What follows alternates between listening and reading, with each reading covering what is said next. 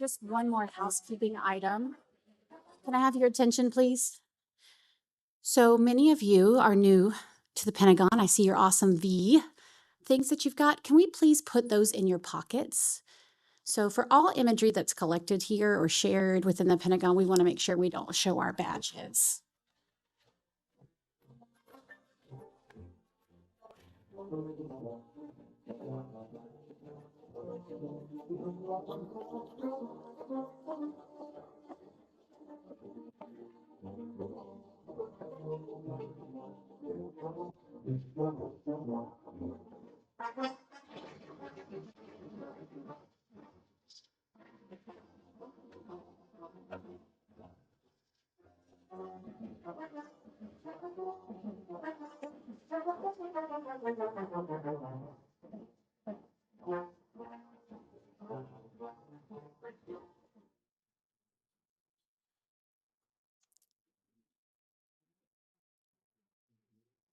All right, good morning, ladies and gentlemen, and welcome to the launch of Build Freedom. We're so happy to have each and every one of you here today. I want to specifically thank our partners from across many government agencies, industry, education, labor, workforce, and across the board and anywhere and everywhere in between for joining us and making this a priority. We appreciate you here today. Your presence here reflects an understanding of just how important America's military advantage is and how important not only the platforms that we use, but the people that operate them are. We're living in an era of strategic competition unlike anything we've seen in decades. Our ability to deter conflict, sustain readiness, and prevail overall depends on resilience from the industrial base. And like many of you understand, that base is powered by American workers. Every ship that sails, every submarine that patrols, every aircraft that takes the skies, every microchip, munition, and critical technology that our warfighters rely on begins with a skilled workforce. Today, we face a significant challenge, making sure our workforce is able to meet that demand. Across the defense industrial base, employers, like many of you in here and the conversations we've had over the past several years, understand that demand is growing and growing every day. But that's why Build Freedom matters. That's why this initiative is so much more than a website or jobs. It's a movement. It's a movement that's listened to everyone who's mentioned and has spoken over the past several decades how important the industrial base is. Build Freedom serves as a national platform to elevate these opportunities to amplify success stories and bring together partners for a shared mission. Build Freedom US is an IBAS-funded workforce initiative that's specifically designed to inspire, connect, and grow the talent pipeline needed for the American defense industrial base. Through IBAS and the Department of War, we've invested more than $500 million specifically in workforce programs and initiatives specifically designed to close these gaps. Build Freedom will continue to grow and continue to close those gaps. And gentlemen, can I please have our video? I want to show you something. I don't want to overstate it, but it's kind of a big deal. Yeah, it's buildfreedom.us, but you could just as easily call it buildfreedom.us because this website is for everyone.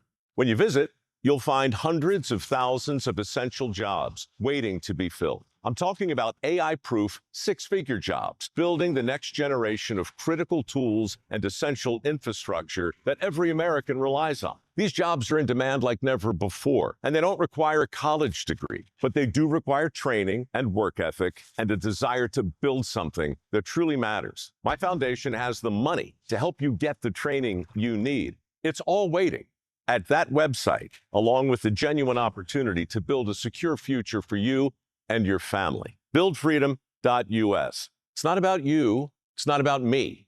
It's about us. These fireworks are brought to you by the hardworking men and women who are building freedom every single day. Happy birthday, America. Build freedom.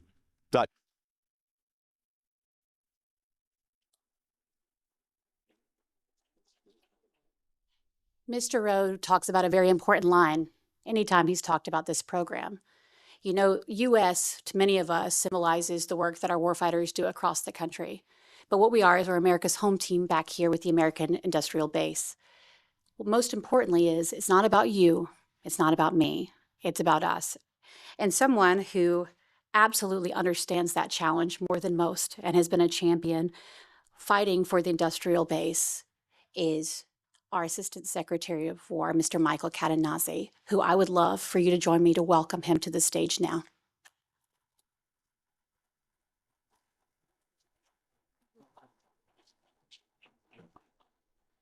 Wow, this is amazing. What a start to the day and to July. And I'm honored to be here with so many incredible industry leaders, workforce leaders, government officials, partners, and friends. And I'd like to special thank you to Undersecretary Mike Duffey for taking the time to participate in his sponsorship of me in this program and this team and what we're building, and Mr. Mike Rowe for his partnership. You're a little difficult to track down, but once I did, it's been a great discussion since then.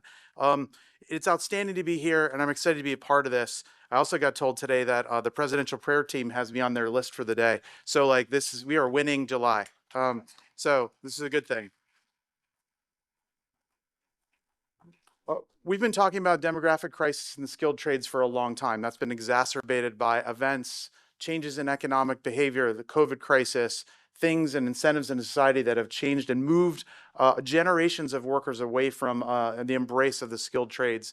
And that's something we're here to go ahead, not only to talk about, but I think there's a lot of talk about it. People know about this crisis. We're here to do something about it. And under the leadership of Secretary Hegseth, Deputy Feinberg, Honorable Duffey, we're taking action in that regard. The Secretary has talked often about working from the factory to the foxhole. In my own talks, I've tried to talk about the wizards behind the warriors, that is, the skilled tradespeople, the scientists and engineers that make all this work. Today, we're going to focus on the critical need for additional skilled trades. I was at this idea of trying to go ahead and take the amazing work of the Industrial Base Analysis and Sustainment Program and unifying and leveling it up. 40+ programs, hundreds of millions a year in spend, and taking it to the next level. That is to go ahead and provide a framework for us to expand that, to invest further, and to accelerate and scale. And we've done that with sponsorship and funding from the Congress, which brings a very bipartisan approach to this. And I thank them for the resources and the support to move ahead. We're launching Build Freedom, which is already scaled to 70+ programs, hundreds of millions of dollars of additional spend, and incredible visibility across the country. These projects that we're uniting and that we're supporting with Build Freedom do their heavy lifting, from Honolulu Community College to Danville, Virginia, from the Gulf Coast up to Michigan, and everywhere in between, with more things happening every single week. The team's got an amazing set of ideas. And I think it's been incredible to see the support for communities to go ahead and bring these ideas forward and turn them into action. The purpose of today's launch, Alicia covered it really well, and I have to go ahead and make a specific point of thanking Alicia, Kristen, Matt, John, Jeff, the entire Build Freedom team for what they've done in an incredibly short period of time. I've been here for 8 or 9 months. We started talking about this the very first couple weeks on board, and they've made this vision happen incredibly quickly. So thank you to you for your leadership, Chris Rick, your leadership and support for this. This does not happen without them dogging this every day, and I apologize for harassing you constantly for details. So we're going to go ahead and take this forward here. We're not just building careers for today. As Mike laid out in the video, we're talking about building careers for the future, AI-proof 6-figure jobs, the ability to work across the country, and to really meet a demand for the future that is at the heart of everything we're trying to do with reindustrializing the country and scaling the industrial base for the future. It takes a profound level of leadership and commitment to go ahead and drive that. And someone who has that in deep and holds these requirements in deep regard is my boss, the Honorable Mike Duffey. Please.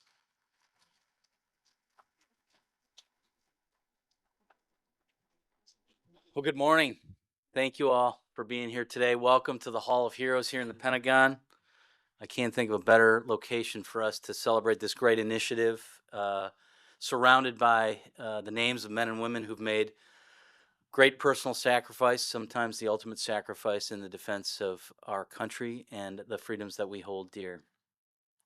Take, for example, Major James Howard, Congressional Medal of Honor winner, a P-51 Mustang pilot from the Army Air Corps back in World War II.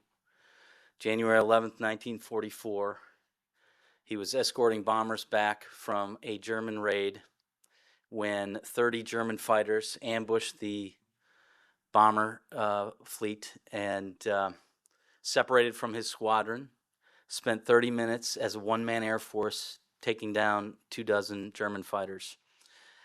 The bomber pilots, after they returned home safely, put in their mission report, it was the greatest demonstration of sheer guts they'd ever seen. And so we rightly recognize these heroes in this room. But there's an unsung hero in that story. The P-51 Mustang was an aircraft that was built from contract to prototype in 117 days. Taking a British engine and an American aircraft, the North American Aviation Company and Rolls-Royce, and they reduced the time to produce that aircraft from thousands of hours to a fraction of that, so they could produce 15,000 aircraft in the span of the war and ensure that we had the arsenal that we needed, the arsenal of democracy that we needed to defeat the axis of evil.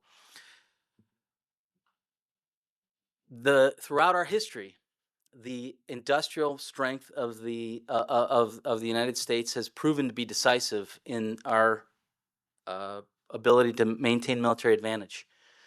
Whether it's the Ford Motor Company that was producing a bomber, a B-24 bomber every 63 minutes off a mile-long assembly line, to the precision weapons of today, American industry and the workforce and the personnel that go in every day and take their share of defending the nation is critical to the defense of our freedoms. President Trump and Secretary Hegseth recognized the need for us to not only maintain peace through strength, but peace through industrial strength. And so they've charged us with the mission of reinvigorating the industrial base, rebuilding the military, and reindustrializing our manufacturing base. Mike Rowe, somebody who recognized it. When he first came on the job, Mike took the initiative to assemble his team and create not just another training program, but an initiative in Build Freedom that will inspire the next generation to take that career path, to build that skill set that's essential to ensuring that we maintain that decisive battlefield advantage. And Mike Rowe had that vision to seek out Mike Rowe. I can't think of a better spokesman, a better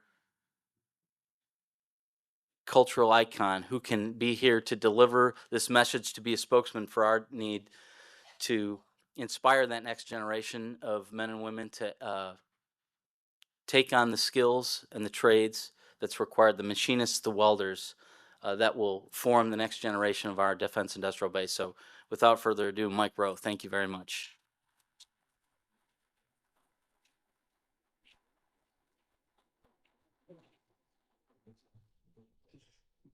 Well, hell, this is the greatest day of my professional life. I'm humbled, which doesn't happen a lot, and grateful, which happens all the time.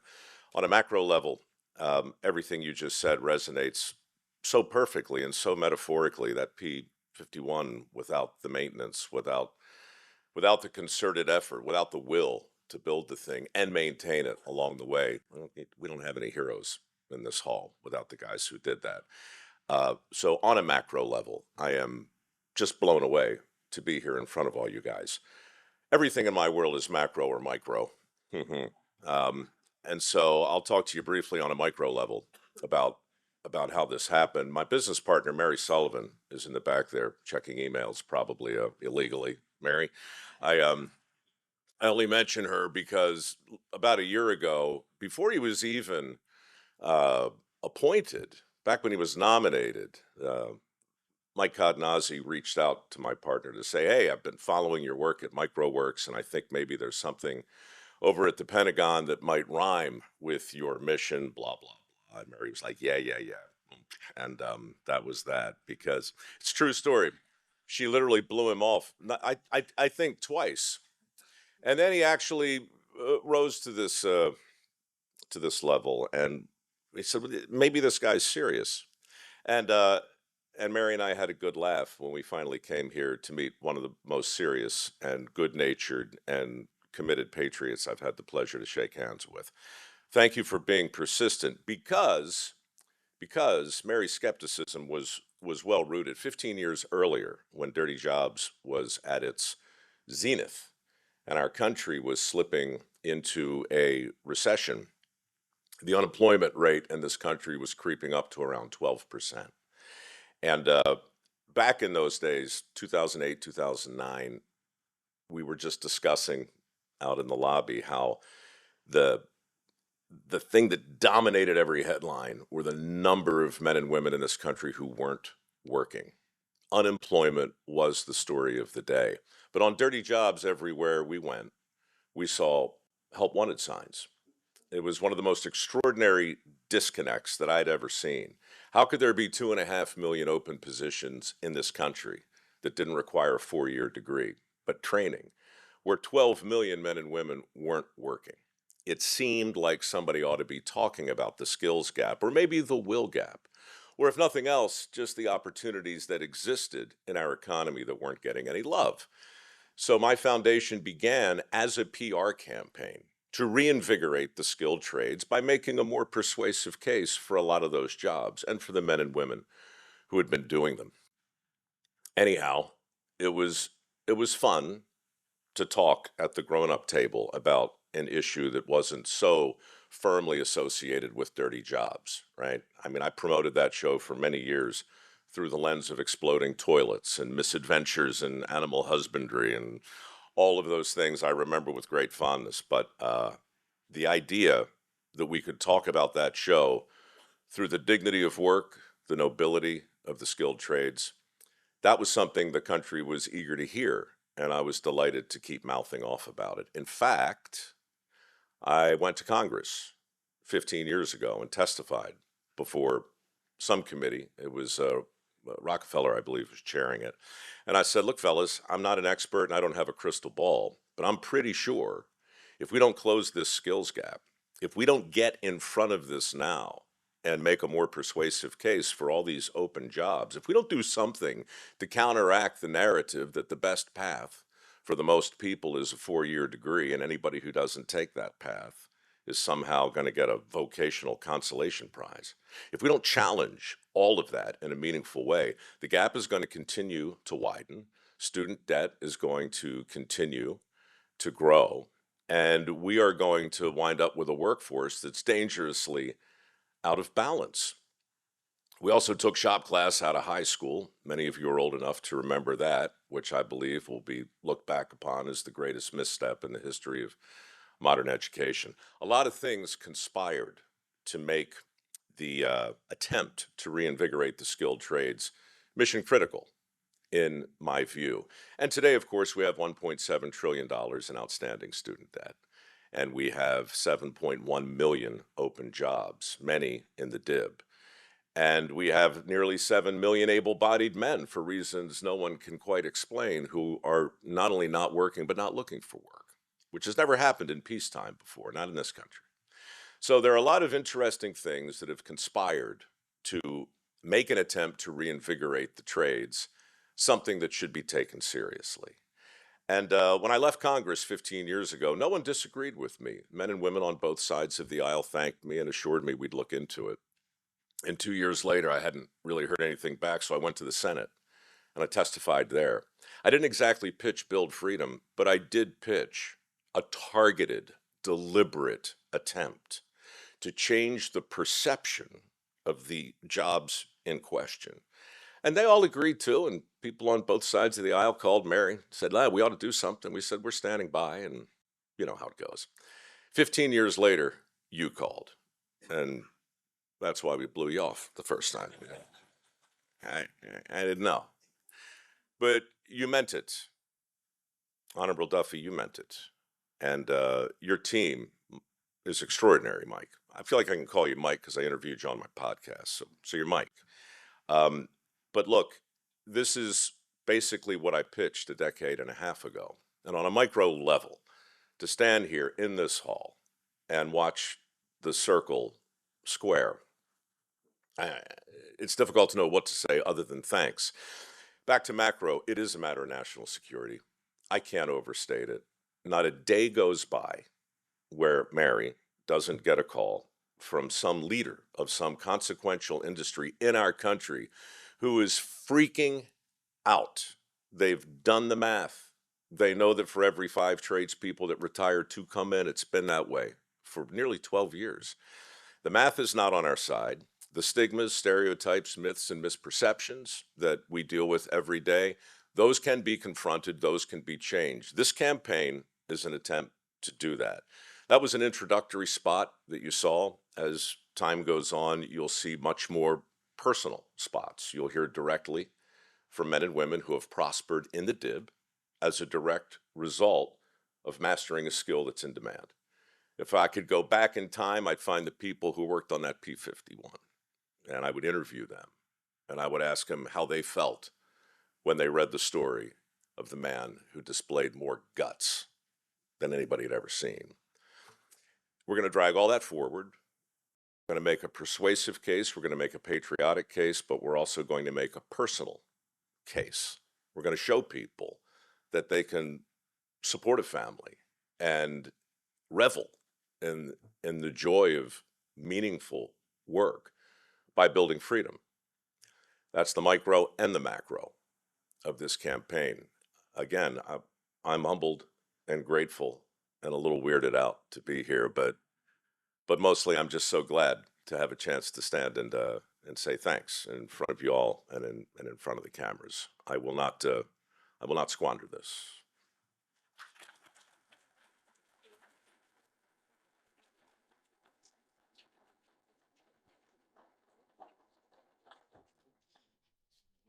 I had a sergeant major in the Marine Corps tell me a long time ago that a lot of people like to run their mouths and like to talk, but not a lot of people like to have action.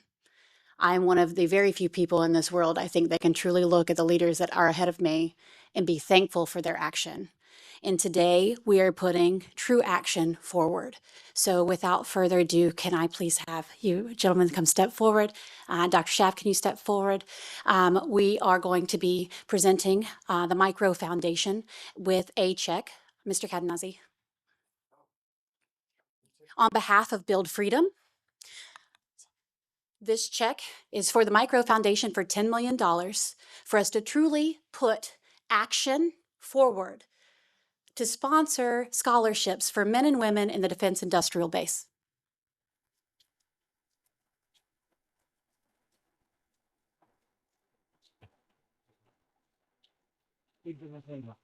Not bad.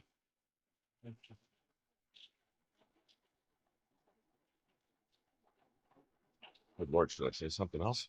I feel like I should say something else. I don't know. But look, as long as we're standing here, it's every penny of this check goes to work ethic scholarships for men and women in the DIB. But since the cameras are pointed at us, I should also say that if we're smart, we'll use this as a catalyst. And we will spread the word. And we're going to disseminate this exact photo that's being taken right now. And I'm going to ask the leaders of every consequential company in our country, maybe not to quite match it, but you get the idea. If we can get a significant amount of money standing by, guaranteed to trade men and women in a trade, then the rest, I believe, will fall into place. You started it. Mary, thanks for taking this call. Good move.